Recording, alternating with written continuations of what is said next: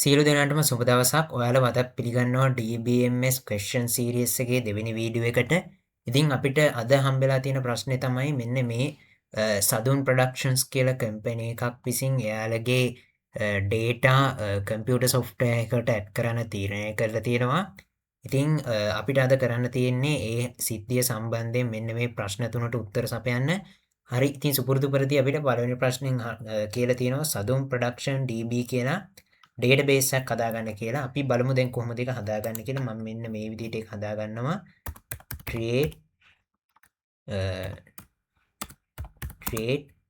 database.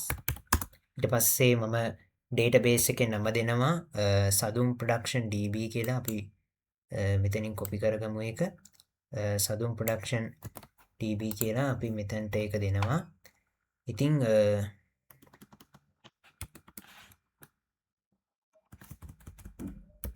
හරි, අපි දැන් මේක රන් කරමු. හරි, මේක රන් කරාට පස්සේ ඔව් අපිට බලා ගන්න පුළුවන් මෙන්න මේ වගේ සදුන් ප්‍රොඩක්ෂන් DB කියලා ඩේටාබේස් එකක් ඇදලා තියෙනවා. ඉතින් ඊළඟට අපිට කියන්නේ මෙන්න මේ එම්ප්ලොයි කියන ටේබල් එකක් හදන්න කියලා. ඉතින් මේ එම්ප්ලොයි කියන ටේබල් එකට අදාළව අපිට අවශ්‍ය කරන columns ටික දීලා තියෙනවා. අපි ඒවත් පස්සේ ඇඩ් කරගන්නවා. අපි ඒ ටේබල් එක හදාගමු. මම මෙන්න මේ විදිහට create table if not exceeds මම ටේබල් එකේ නම දෙනවා employee කියලා. ඉතින් ඊළඟට අපි හදාගමු මේ ටේබල් එකේ තියෙන columns ටික. ඉතින් මම මෙන්න මේ විදිහට ඒක හදාගන්නවා. ඉතින් අපිට මුලින්ම දීලා තියෙනවා employee number එකක්. අපි ඒක ඇඩ් කරගමු. මේක මේ විදිහට ඇඩ් කරගන්නවා.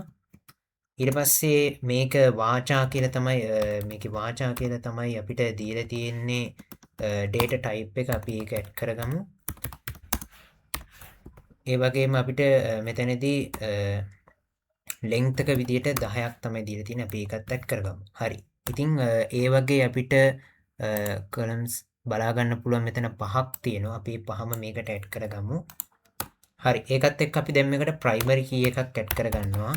ඉතින් මම මෙන්න මේ විදිහට primary key එකක් assign කරගන්නවා පළවෙනි column එකට. අපි ඒක දෙමු.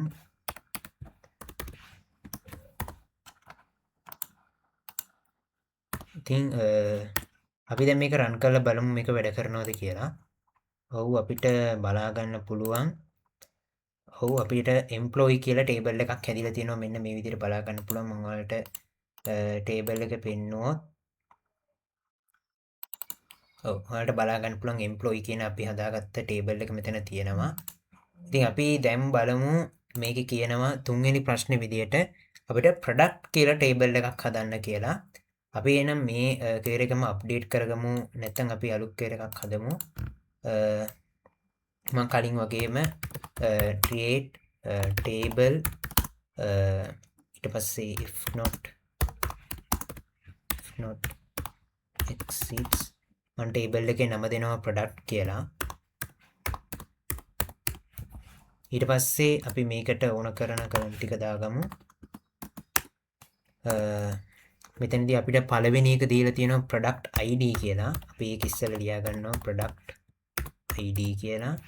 ඊට පස්සේ අපිට ඒක වාචා කියලා තමයි ඒකේ data type එක දීලා තියෙන්නේ. අපි ඒක add කරගන්නවා. ඒ වගේම අපිට ඒකේ data length එක දීලා තියෙනවා 10යි කියලා. ඊට පස්සේ අපිට ඊළඟට දීලා තියෙනවා product name එක. ඒකත් add කරගමු. product name එක ඒකේ data type එක වාචා. ඒ වගේම අපිට ඒකේ data length එක 45ක් කියලා තමයි දීලා තියෙන්නේ. අපි ඒකත් add කරගන්නවා.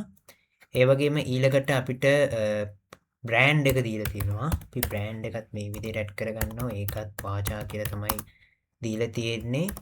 ඊට පස්සේ අපි ඒකටත් data length එක විදිහට 45ක් assign කරලා අපි primary key එක විදිහට add කරගන්නවා product ID එක.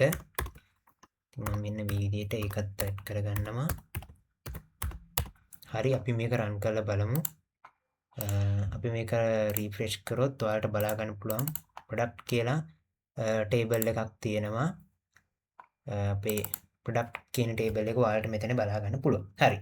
ඉතින් ඊළඟ ප්‍රශ්නෙන් අපිට අහන්න දෙයි තමයි මේ data repeat වෙන එක බලක්ව ගන්න. මේ product කියන table එකේ ඩේට රිපීට් වන එක නවත්තගන්න අපිට මොකක්ද කරන්න පුළුවන් කියන එක සාමාන්‍ය උදාහරණයක් විදිහට මේ බ්‍රෑන්ඩ් කියන එක අපි ගත්තොත් උදාහරණයක් විදිහට අපි ප්‍රොඩක්ට්ස් කීපයක් ගමු නිකන් අපි ටෙක් ප්‍රොඩක්ට් කම්පැනි කීපයක් ගත්තොත් Samsung, Apple ඊට පස්සේ Huawei මේ වගේ එක බ්‍රෑන්ඩ්ස් තියෙනවා. ඉතින් මේ බ්‍රෑන්ඩ්ස් අපිට මෙතනදී ටයිප් කරද්දී අපිට හැමතිස්සෙම Apple, Samsung, Apple මේ විදිහට එකම බ්‍රෑන්ඩ් එක අපිට රයිට් කරන්න සිද්ධ වෙනවා, ලියන්න සිද්ධ වෙනවා, ඉන්පුට් කරන්න සිද්ධ වෙනවා.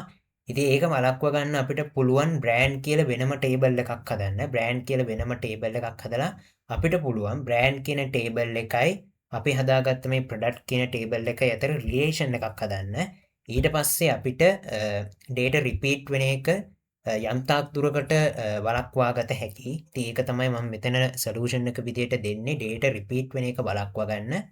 හරි ඒ විදියට තමයි අපේ DBMS ක්වෙස්චන් සීරීස් එකේ දෙවෙනි වීඩියෝ එක ඉවර වෙන්නේ. අපි තුන්වෙනි වීඩියෝ එකකින් හම්බෙමු. සියලු දෙනාටම සුබ දවසක්.